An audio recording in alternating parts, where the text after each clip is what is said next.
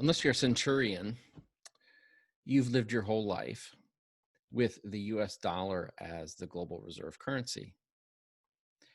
If you've lived in the US during that time period, it's been really a big part of your life, even though you probably didn't realize it.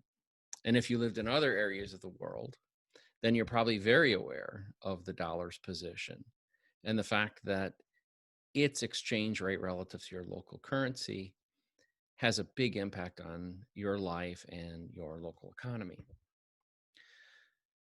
The dollar's position going forward, though, is a bit precarious. And as we enter this new world with COVID-19 and a number of significant world events going on, it's probably a good time to examine the dollar's future as the global reserve currency. Before we get into that, we'll talk about, what does it really mean to be the global reserve currency and what is it? There are a couple different aspects of it. One is that the global reserve currency is the predominant currency used inside central banks as a securing asset for their country. It also acts as a medium of exchange in contracts between different parties, usually corporations, but sometimes countries or even individuals, from to provide a mechanism. For instance, a beef trader in Argentina selling product to a buyer in South Africa would not work in either local currency, but would instead negotiate the contract so that all payments were made in US dollars. It protects parties on both ends from any risk in both their market and the other party's market. Finally, it provides a benchmark. Many of you would have experienced this with foreign exchange, maybe in an airport returning from a trip from Japan, where an exchange rate between yen and dollars is established. And the dollar really is the benchmark by which everything is measured. So when you go to the little foreign exchange booth, you'll probably see all the currencies represented as an exchange rate relative to the US dollar. Now, being the global reserve currency has some benefits and some downsides too. The first is that the massive amount of usage of the global reserve currency outside of its native market provides a level of stability and exchange rate involatility that are very beneficial to whichever country is the global reserve currency. In the current case of the United States, for instance, roughly 2/3 of all the dollars being spent in transacted are occurring outside of the US economy and outside of both the physical and virtual borders of the United States. All this activity and all this demand for the dollar insulates it from whatever is occurring within the country. So even if economic conditions within the US are poor, as long as demand for dollars is high to facilitate global trade, it insulates the US dollar and therefore assets held by US citizens from deflating. The other thing that's certainly become very common in recent decades has been the use of the reserve currency, again, the US dollar, as a weapon. It's usually seen as a first volley in front of military action. So bad actors, for instance, Iraq and Iran, Syria, Venezuela, North Korea, all these kind of countries have had sanctions imposed on them and restrictions that prevent access to the US dollar and to the global banking system.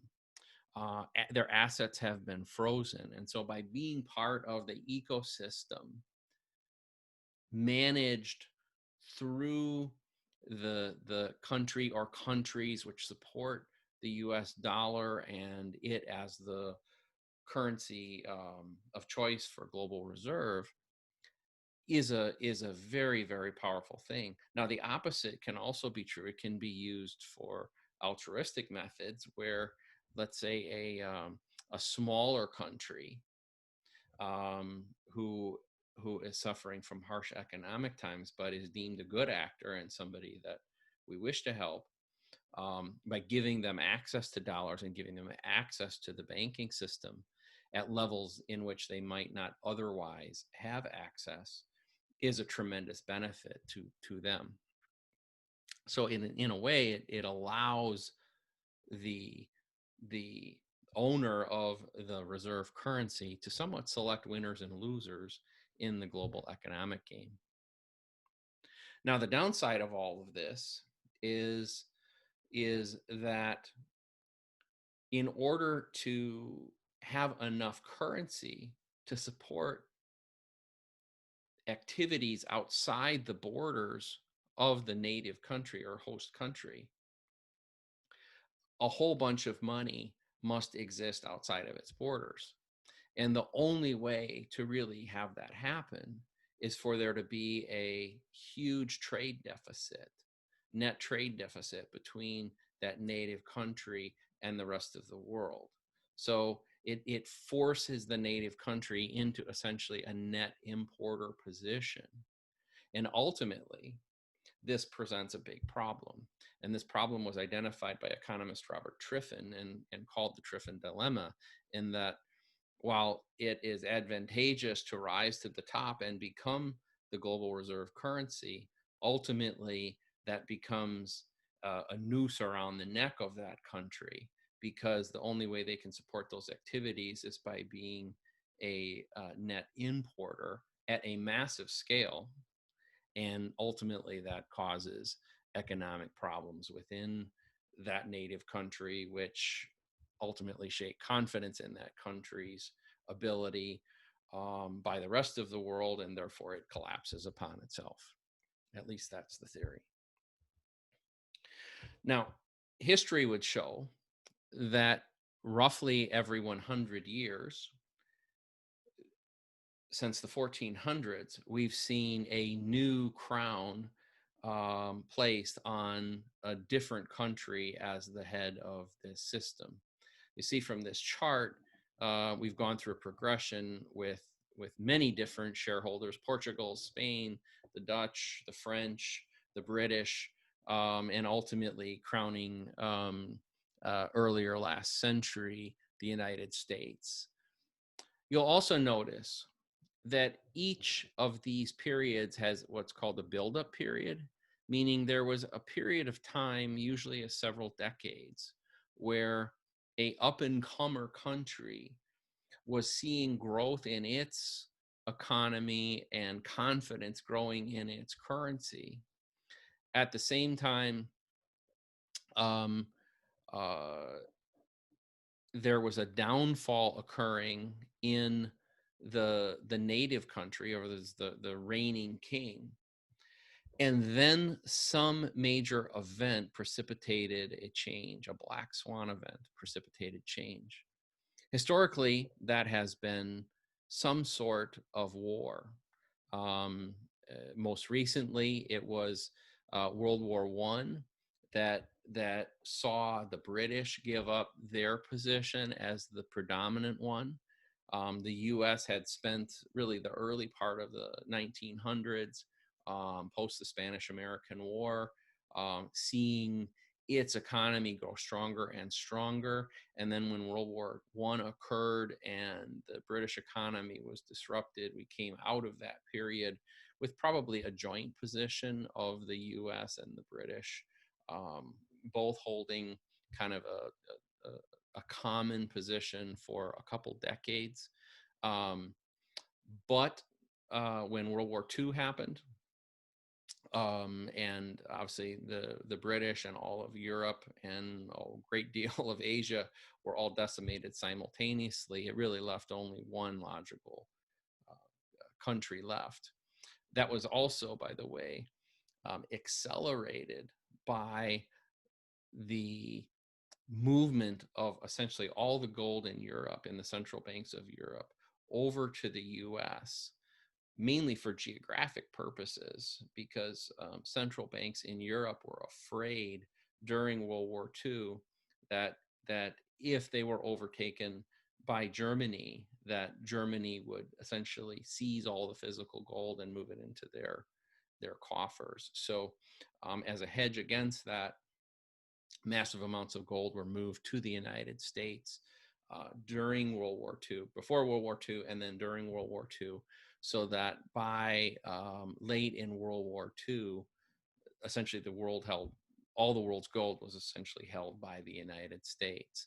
That gave the United States a fantastic position, and they leveraged that during the Bretton Woods Agreement in 1944, which was an agreement amongst all the Allied powers to set a new economic system where the US dollar sat at the center as the world's global currency. It had a fixed exchange rate of $35 per ounce, and then all the other world's currencies were pegged to it. Now, if we look at the central banks around the world, this chart here shows that the US dollar really is in a predominant position within central banks. There are about $11 trillion held within central banks around the world. 60% of that money is held in US dollars, about 20% in euros, and the rest is a smattering of smaller amounts from other countries. Now, the amount of money held in reserve has grown a lot since the mid 90s. In the mid 90s, it was only about $1.5 trillion that was held in across the world, and now it's well over 11 million. However, as the amount of money held in the central reserves has grown, the dollars have slowly been decreasing as a percentage, even though the absolute dollars have been increasing.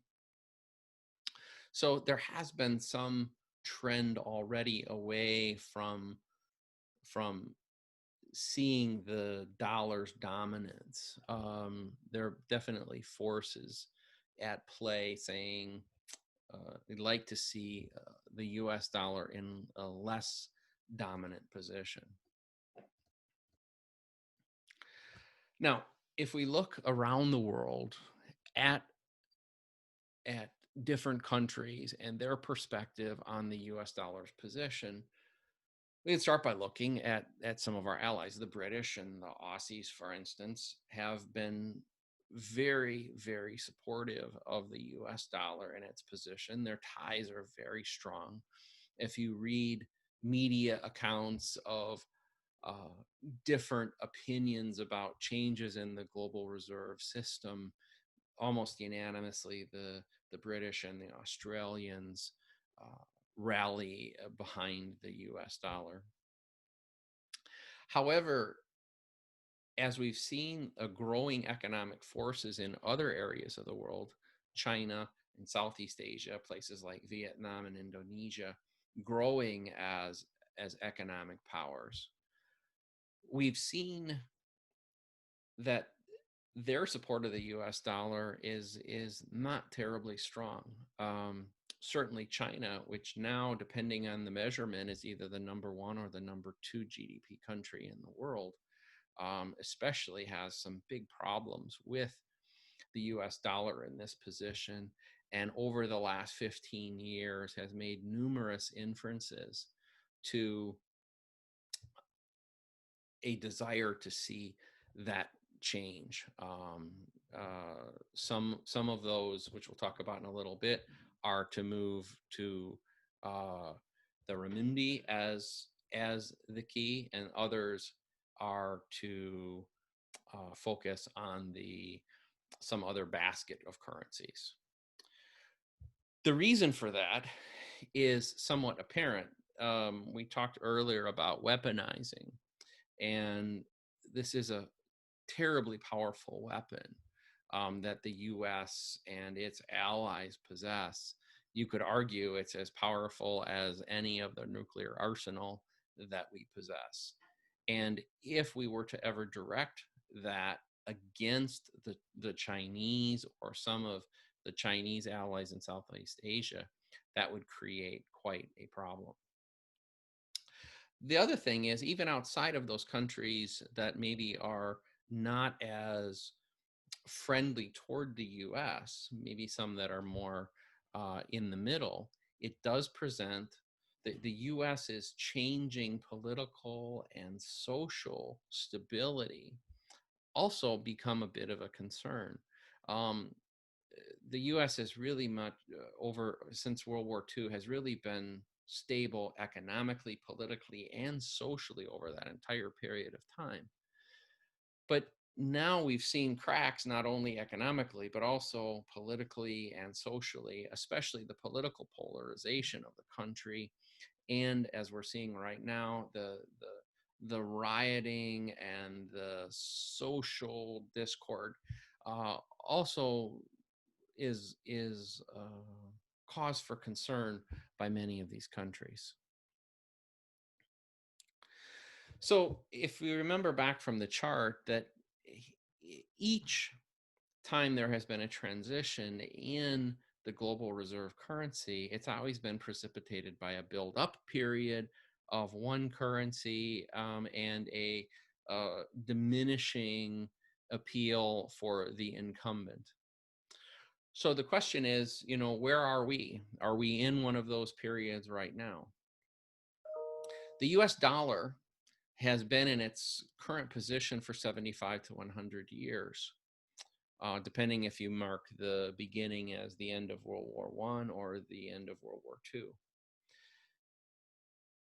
Regardless, this now puts it in the range of every other country's period of dominance. Referring back to that chart, every other incumbent held the position between 80 and 120 years and then collapsed upon itself. We talked about the Triffin dilemma before, and that every incumbent ultimately collapses upon itself, usually because of the trade deficits. Looking at this chart right here, which shows our trade deficits at least through the first half of 2019, we see that the last 25 years has really been an acceleration of this period to where our trade deficits now are massive. In parallel with that, we've seen the US GDP fall as a percentage of overall GDP in the world. This presents a secondary problem in that because the amount of activity outside the US is essentially now 4 times as great as the activity within the US. That means, and if most of the activity requires US dollars in which to occur, that means that the amount of money the US has to export, essentially, we're exporting money when we import goods. We can only do that for so long. There's only so much liquidity we can manage, and this requires us essentially to print a lot of money anytime this deficit occurs. One argument could be made that the reason the Fed is printing so much money right now is to make up for this gap, that especially when consumption in the US goes down, that also means we're constraining our exporting of dollars. And without the Fed interjecting all this money into the system, it could easily collapse upon itself. We also mentioned in that previous chart that showed transition of primary currency, of primary global reserve currencies, generally was accompanied at the end by an accelerant, some sort of black swan event, typically a war. Well, I think we're all aware that we are in the midst of at least one black swan event, if not multiples right now, and we'll examine that a little further. But at this point, it's very clear that the U.S. dollar is showing signs of weakness, and that the bigger question really is somebody else, is some other currency in the buildup period. Talking for a minute about the black swans, the COVID-19 event, pandemic, in and of itself doesn't really cause issues, but it seems to be a catalyst that is causing not only economic issues, as we've talked about a bit here with the massive infusions of money from the Fed that have both domestic and international implications, but also it seems to have put the country on edge. And now social issues and political issues seem to be exacerbated. As these events occur, what we've seen in the short term is the US dollar has actually strengthened. And I believe that comes not necessarily as a sign of people having confidence in the US dollar, but demand and contractual obligations for dollars outside the US are massive. For instance, there are over $70 trillion of non-bank corporate debt denominated in dollars outside the US borders. All of those countries are contractually, all those corporations are contractually obligated to fulfill those contracts using US dollars. So given this, if they are sitting in local currency right now and sitting in a period of somewhat panic or concern about global economic issues, social issues, and political issues, it would seem to indicate that they are out acquiring dollars as quickly as they can to make sure that they can make their contractual obligations. Some of those obligations, by the way, are debt, and some of them are commerce. But regardless, they facilitate the short-term demand for dollars. Now, in the long run, all this extra money that the Fed has put out into the market, though, has a dilutive effect. And it's very hard to imagine a scenario where at some point that doesn't create an inflative effect. This chart over here, which is one I made personally, so it's certainly not authorized by any economic organization, but I believe what it shows is that we're in an economy where certain goods, essential goods, for instance, you may have seen meat, have already instantly become more expensive, but as a result of COVID-19. But others have seen dramatic falling. We've seen it with fuel prices. If you want to buy furniture right now, if you want to buy a major appliance, if you want to get a hotel room, you'll find that those things are very cheap. Overall, it's been deflationary thus far. But at some point, all of those factors will flush out, and the inflationary tendencies of all this extra money being in the system will start to take hold. Interestingly, there is another economic effect called the Cantillon effect, which says that when you print new money and you inject it into the system, it typically takes a while for the effects of that to ripple through all the orders of the economy. It also says that those closest to the money will benefit greatly from it, and those that get access to it on the second, third, fourth, and fifth order will suffer from it.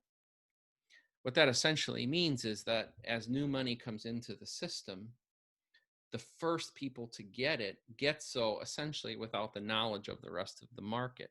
So the market doesn't yet feel the inflationary pressure, and the first person to spend the money gets to buy goods without the effect of inflation.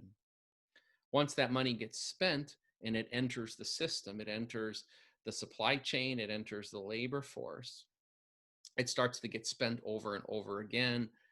The overall market realizes this money is there, and the price discovery mechanisms within the market start increasing the price. Now, one of the things that also has been an impact of the way that the current monetary system is structured is that when we left the gold standard, we left any semblance of a consistent money metric. As I mentioned before, during the Bretton Woods, we established a fixed price of gold at $1 for 1/35 of an ounce of gold. In 1971, we left the gold standard and all the markets started to free float. So what that meant was that great inequities were possible between the purchasing power available in one currency versus another. It also made it difficult to compare prices over time, the value of a given good over time.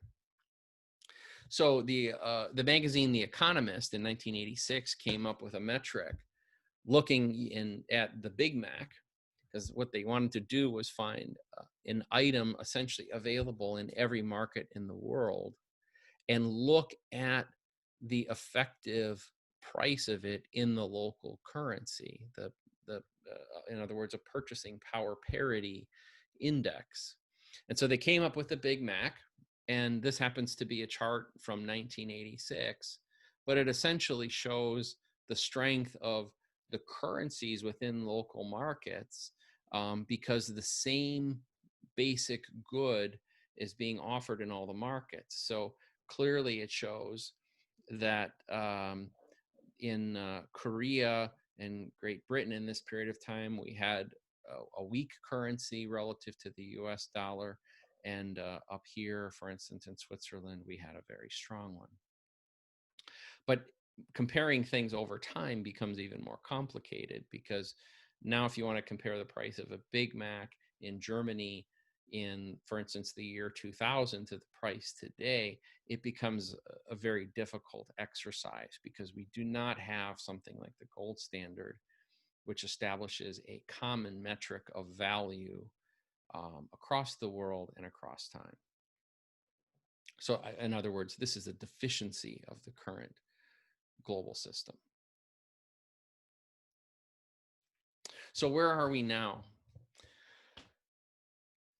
It's fairly clear if you look at the trade deficit, if you look at the press, the voice of the Chinese, some of the voices within the IMF, the International Monetary Fund, you'll see that there has been some waning of the US's role. Now, it's still very, very powerful, but it has lost some of its dominance. We also appear to be on the edge of the type of event that often is a forcing function to the beginning of the end. The civil unrest in the US right now is sending signals to the rest of the world that things aren't so solid in the US. And with the political situation being so polarized and an election forthcoming that, let's just say, doesn't present candidates that give vast majorities of people confidence, both within the US and externally, we have a bit of a recipe for a further tipping of the US dollar away from its crowning position. Now, if the US were to lose its position, what would assume its position? There are really 6 candidates, and we'll dig into each of them real quickly here. The first actually harkens back to the beginning um, period of the U.S. dominance. In 1944, John Keynes, very famous economist and British economist, was very leery of giving the U.S. this dominant position. Now, remember, the Britain was about to lose its position, and so what Keynes proposed was a new currency called the Bancor, which um, would essentially be the gold standard and be managed by a number of countries, maybe even reminiscent of the way the EU works today. Um, uh, but but you know, by that period of time, the U.S. was in such a dominant position in these negotiations that it was able to uh, squish this movement toward the Bancor and assume its mantle at the top.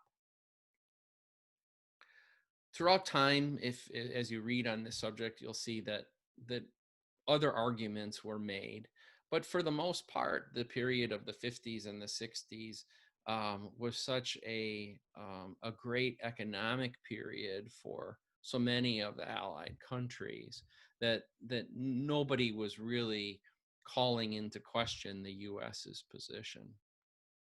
Post 1971, when the U.S. left the gold standard, some feathers were ruffled, but even then, for the most part, things just chugged along.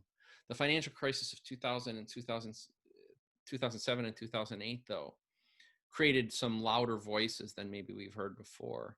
And in part because these voices started coming from new areas of the world. The Chinese were at that time an economy rapidly on the rise, and by most accounts, um, by most people's account, the the currency most likely to take a significant position at the table.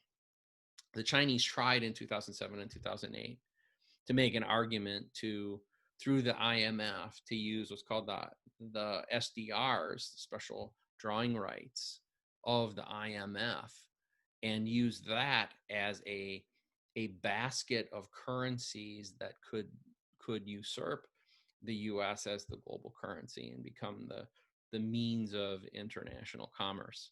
Um, that didn't take hold. I think obviously the U.S. was against it. Major forces in Europe were against it. They were of course hoping the euro would take that position. Um, and if not, they would prefer the U.S. probably to stay where they were than to relinquish control to the IMF. Essentially, though, if these sort of ideas of a basket of currencies blended together to create a common global currency for international commerce and for international debt really have a difficult toll to take, because agreeing on what currencies are in the basket, what the weighting is, meaning how much of each currency is held in the basket, and then most importantly, who's in control of the basket, are such difficult issues. It's hard to imagine a scenario where agreement could ever be made on this. Great in theory, but in practice, probably impossible. Now, the euro, you'll notice from the holdings of the central bank reserves that roughly 20% of central bank reserves are already in the euro. Now, part of that comes from the European Central Bank itself holds a lot of euro, and its member countries have holdings of their own that creates a lot of that. Um, at the time of its creation, certainly the members of the EU were hopeful that they could take a position alongside, not necessarily in an adversarial way, but maybe in a friendly, competitive way with the U.S. But dissension within the system kind of showed itself very quickly. The European Central Bank has a number of critics, even within its community. It's often accused of showing favoritism, especially toward Germany. Brexit has been a major blow to it, and it appears to have reached its maximum potential already.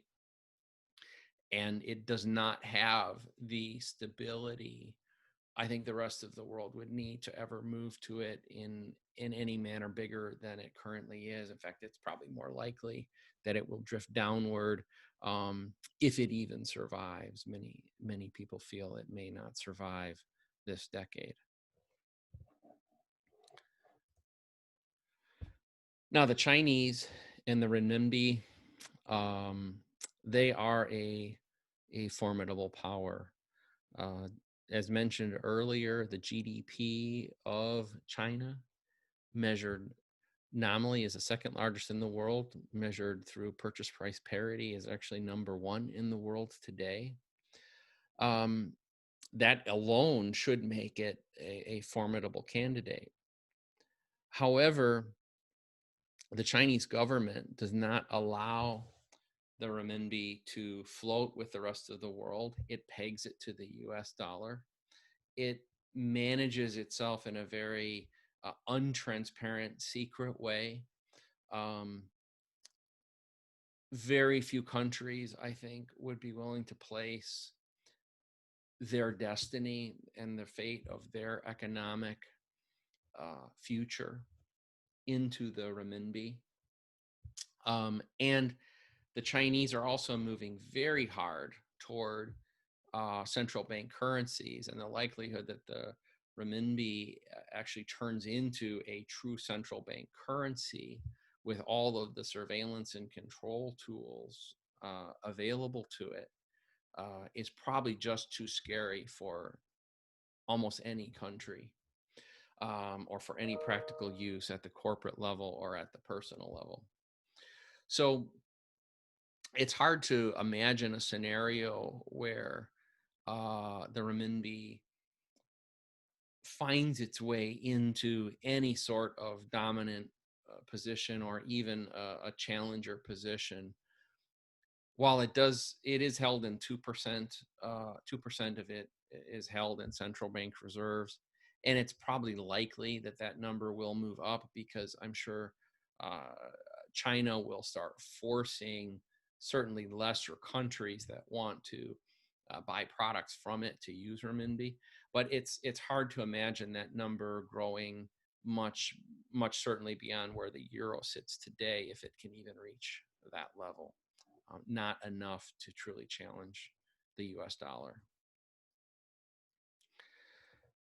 Now, a dark horse in the race for global currency dominance would be the Facebook Libra project.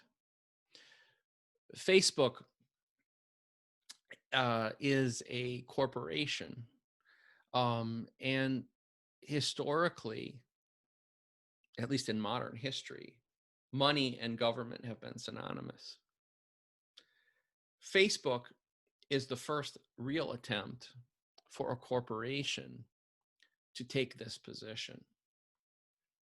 What makes them especially formidable is that they have 2.6 billion users. If you think of them as a virtual country or sovereign in a certain way, that makes them very formidable. If you combine that with the fact that their penetration into the lower classes and into disadvantaged countries is very high, and that many of those populations are very underserved. An interesting statistic is 31% of the world's population is unbanked. That's almost 2 billion people. But many of them are on Facebook, and a growing number are finding access to the internet. Facebook's charter, as stated with Libra, is to solve this unbanked problem and create a system of international remittance and bill paying for the masses. They're trying right now to play nice to, certainly in all the major countries, develop a system which follows anti-money laundering laws, KYC laws as best as possible, and create a structure that that doesn't force them into courtrooms over and over again. If they are able to solve this and connect 2.6 billion people to each other in a way that they can economically transact in a borderless fashion through a new currency like Libra, it presents a formidable economic force. And as the decade progresses, if they are successful with that, and if massive amounts of money start flowing through their system, the likelihood that they will try to expand their reach and take a position stronger than just a payment network is quite high. So at this point, I don't believe they are in a position to challenge the dollar, but they are a currency and a movement worthy of paying attention to. Now, the other alternative currency, also disassociating itself from government money, is Bitcoin. Now, Bitcoin is the world's first cryptocurrency. And unlike Libra, it's more than an idea. It's actually in practice. It has been in place for over 11 years. It has over 30 million active accounts. It has the advantage relative to the dollar of being immutable, meaning that transactions that occur on it can't be changed.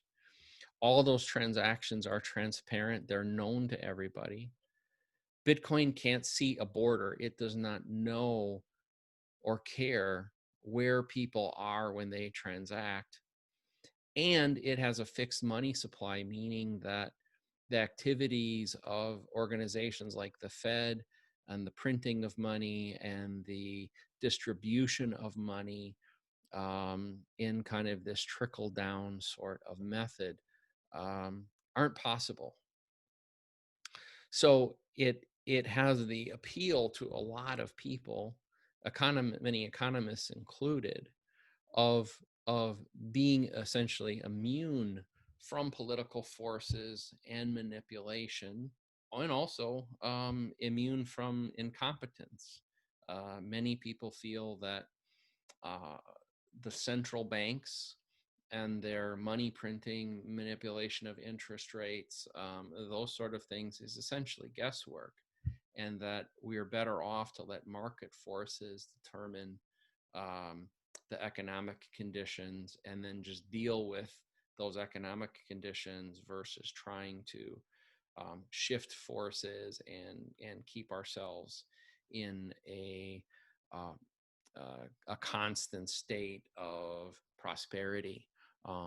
In other words, the cycles of ups and downs are actually okay because they are part of capitalism and part of a free market, and ultimately create stronger economies. Countries like Iran and North Korea, who have been feeling the effects of the weapon of the US dollar enforced upon it, have already been very active in acquiring Bitcoin. So they see it as a mechanism to protect themselves and still participate in the global economy. I have no doubt that many other countries are doing the same thing. Anybody that is in any way threatened by US sanctions most likely has efforts in place to acquire Bitcoin already. The other great thing about Bitcoin is I mentioned the fixed money supply. Well, the fixed money supply essentially means inflation doesn't really occur within the Bitcoin world, and it provides the opportunity for there to be a global value metric, both across the globe at any point in time, and also a way of measuring over time that is dramatically better than the US dollar, because again, it's purely an economic tool. It isn't influenced by social or political factors. Now, Bitcoin is still relatively small. It has a market cap of just under 200 billion. And I mentioned before that the central bank reserves are something on the order of 11 trillion. The amount of money sitting in U.S. corporate contracts, commerce amongst in U.S. dollars by corporate entities, is about 74 trillion a year. So Bitcoin is not in a position yet to be big enough to challenge the US today. And it also still doesn't have the widespread confidence, acceptance, and trust of the global community. But it is growing. It is in use today. And it's already a part of the system, even though many people don't want to accept that. Now, the US dollar itself is in such a formidable position that it won't give it up overnight. As I mentioned before, the mere fact that $74 trillion of corporate debt is denominated in US dollar means that any change will take years just for that to convert to something different. But the reality is the trade deficit, as predicted by the Triffin dilemma, is massive. It's growing. The U.S. dollar continues to be strong, and the trend of exports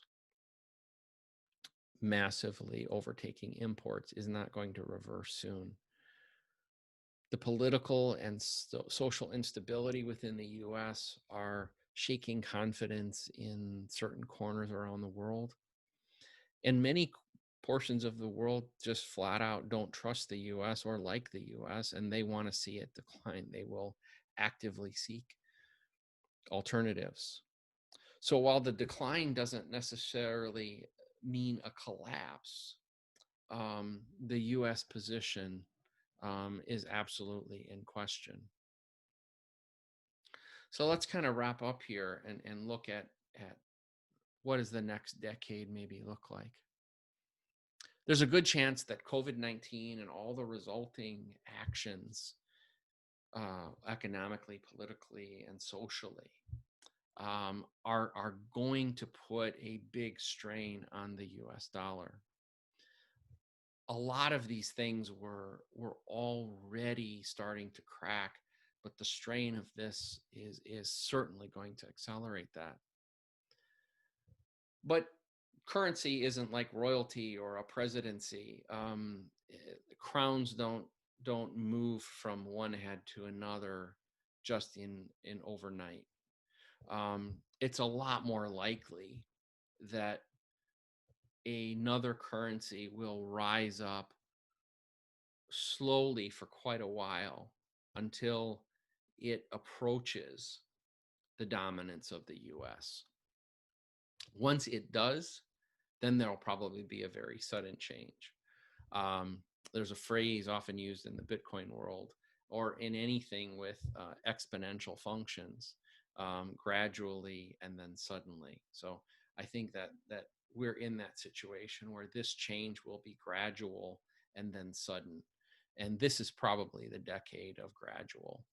The euro is not going to overtake the dollar. It's hard to imagine that ever occurring, at least in its current structure. As long as the Chinese is a communist entity managed by essentially a dictator in an intransparent way, that makes it a non-starter as a globally dominant currency. Libra is possible, but it will take quite a bit of time. It needs to launch first, then it needs to establish footholds, especially in the developing countries, and then maybe it can make its play. But that seems to be many, many years away. Bitcoin has already done many of the early things, and so it is really the only formidable candidate to rival the U.S. dollar as in its apex position.